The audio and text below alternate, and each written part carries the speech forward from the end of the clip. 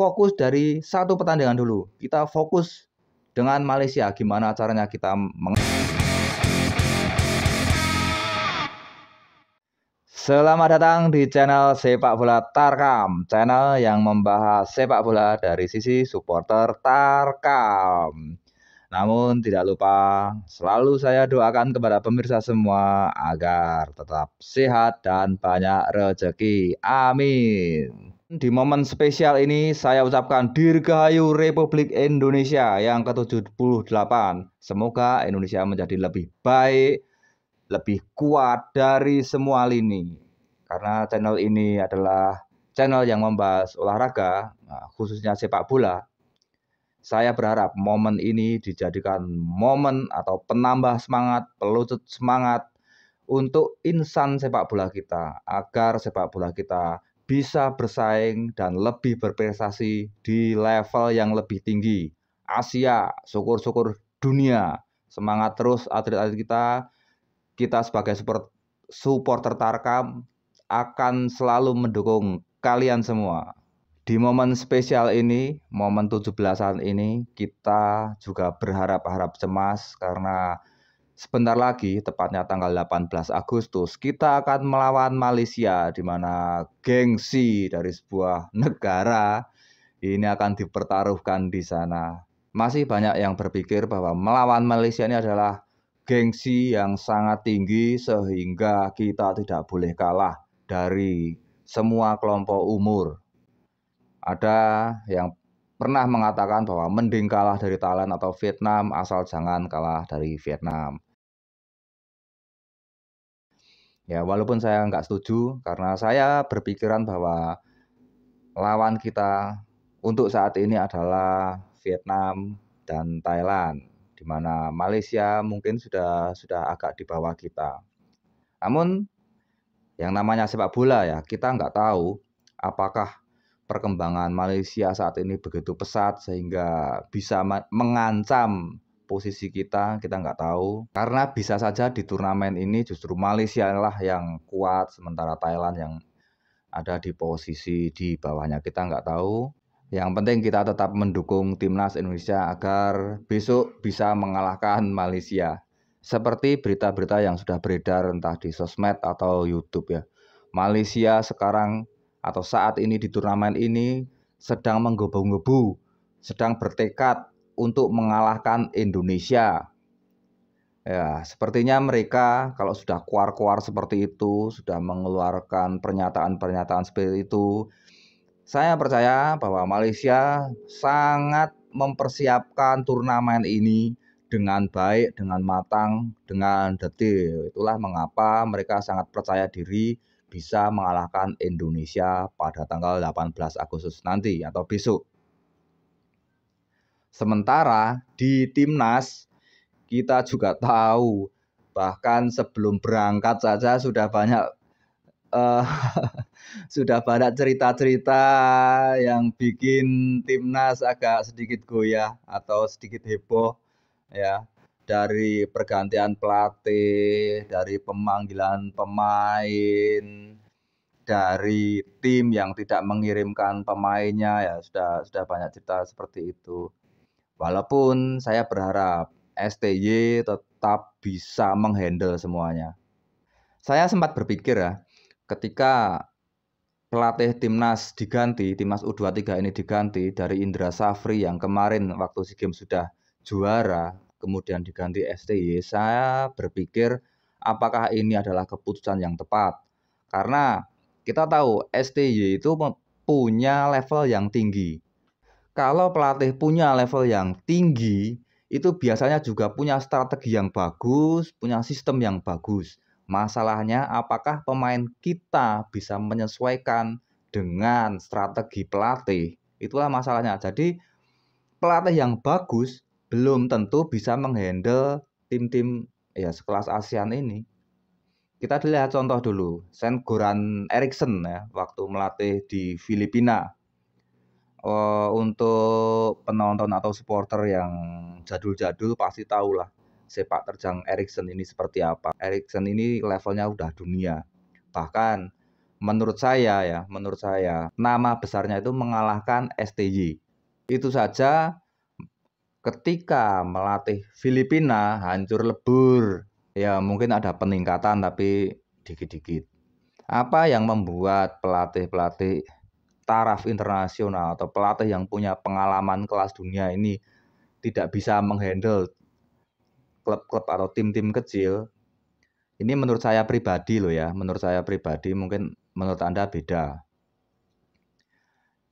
Pelatih yang sudah kelasnya dunia itu kan dia punya sistem sendiri, sistemnya udah tinggi segini.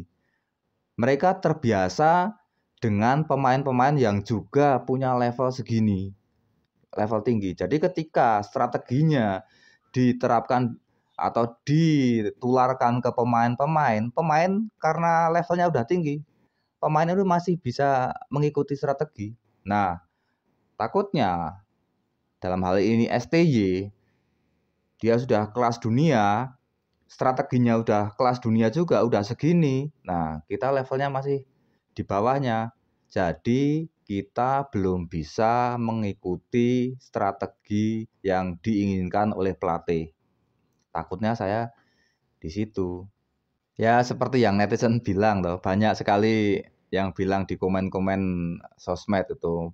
Bahkan ketika Pep Guardiola atau Mourinho melatih Indonesia pun belum tentu bisa menjuarai ya. Kata-kata seperti itu kan sebenarnya ya ada kesamaan dengan pernyataan saya tadi. Pelatih kelas dunia, punya strategi kelas dunia, tapi cara pandang mereka, cara pandang pelatih-pelatih tersebut juga ada di level ini. Mereka tidak bisa menyesuaikan dengan skill pemain. Ya tentunya susah. Walaupun strategi bagus, suruh lari ke sana ke sini, si A suruh ke sini, tapi kalau skillnya masih di bawah, umpan-umpanan masih salah kan tidak tidak berjalan strategi itu. Kebalikannya dengan Indra Safri. Indra Safri itu sudah hafal benar pemain-pemain Indonesia, karakter pemain Indonesia seperti apa, sehingga dia bisa memaksimalkan apa yang dimiliki oleh pemain sehingga kemarin Indra Safri bisa menjuarai sebuah turnamen. Tapi harapan saya semoga STY ya, setelah sekian lama menangani Indonesia ini, STY sudah bisa melihat skill pemain kita, sudah bisa menyesuaikan dengan pemain-pemain kita, sehingga strateginya juga sesuai dengan apa yang dimiliki pemain-pemain timnas. Harapan saya seperti itu, sehingga ketika di turnamen nanti kita bisa maksimal, kita bisa menerapkan strategi dengan baik, sehingga kita bisa mendapatkan prestasi atau juara. Ya, apapun itu, pemain timnas U23 ini sudah di Thailand, mereka sedang bersiap-siap menghadapi laga pertama melawan Malaysia, dan yang harus dijalankan oleh pemain-pemain menurut saya adalah bagaimana para pemain bisa menerapkan strategi sesuai keinginan pelatih, fokus di dalam pertandingan, jangan mikir yang macam-macam, juga bisa menikmati pertandingan, jangan dibawa tegang, nikmati aja pertandingan. Dan masalah-masalah timnas yang seperti sudah terjadi di kemarin-kemarin ya, yaitu masalah memanfaatkan peluang. Semoga di Thailand ini timnas U23 sudah bisa meningkat, sudah bisa memanfaatkan peluang dengan baik. Jangan membuang-buang peluang karena ini Malaysia, mereka juga tim kuat. Jangan bikin kesalahan sekecil apapun karena ketika kita bikin kesalahan akan selesai kita. Memanfaatkan peluang juga penting karena Malaysia mempunyai pertahanan yang bagus. Ketika kita gagal memanfaatkan peluang, kita tentunya tidak akan mencetak gol dan kita rawan terhadap kekalahan. Semoga kita bisa meningkat nanti, bisa mencetak banyak gol. Ya nggak perlu banyak-banyak, yang penting menang dulu aja lah. Kemudian jangan memaksakan posisi atau jangan memaksakan menembak, menyerang, menggiring ketika posisi kita tidak nyaman, ketika badan kita tidak nyaman. Karena kalau badan kita ada di posisi yang tidak nyaman, kita memaksakan menembak, tentunya ini tendangan juga nggak akan maksimal. Semua pemain, semua atlet olahraga apapun itu, kalau badan kita atau posisi kita tidak nyaman, pasti bolanya juga tidak akan maksimal. Jadi posisi yang nyaman, mencari posisi yang nyaman itu juga sangat penting bagi para atlet.